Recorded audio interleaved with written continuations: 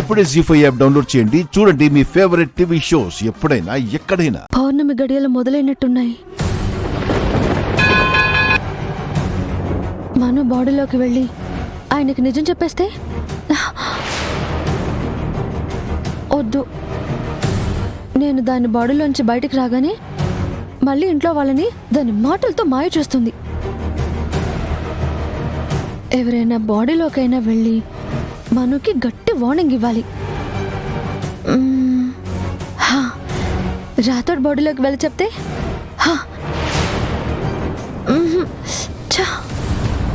అస్సలు సీరియస్గా తీసుకోదు.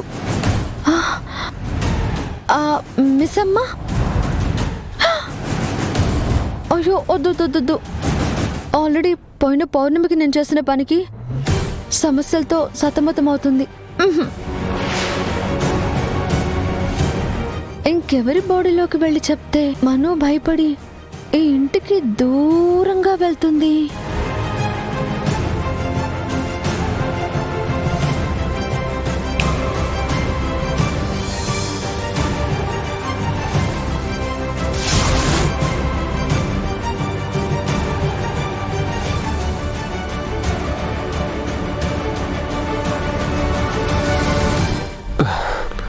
అమ్ము,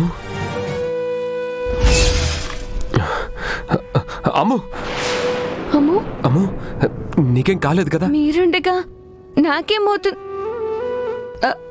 అదే నాకేమవుతుంది నాన్న?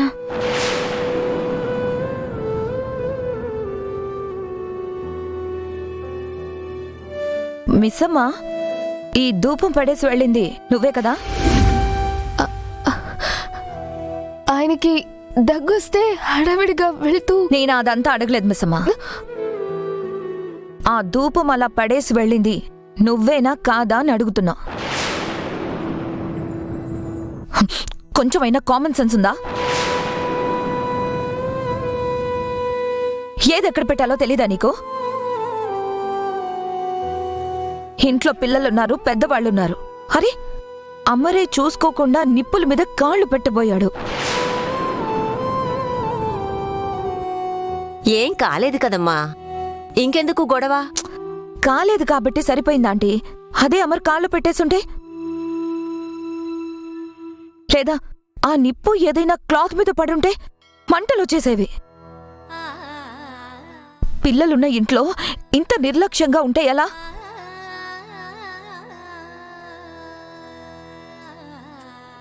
అయినా మూసిగేసుకొని మోసం చేసి పెళ్లి చేసుకున్న మనిషి నుంచి బాధ్యతలు ఎక్స్పెక్ట్ చేయడం మన తప్పే. పిల్లల్ని చూసుకోవడమే రాదు, ఇక ఇంటి నేను చూసుకుంటుంది.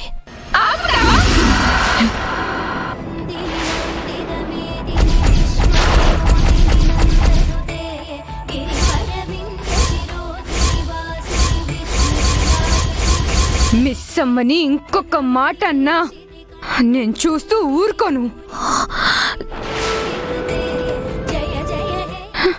మిస్ అమ్మ ఏం తప్పు చేసిందని ఇలా అందరి ముందు అరుస్తున్నారు? మిస్ అమ్మ ఈ ఇంటి కోడలు. జీ5 యాప్ డౌన్లోడ్ చేసి అన్ని ఎపిసోడ్స్ పూర్తి ఉచితంగా చూడండి.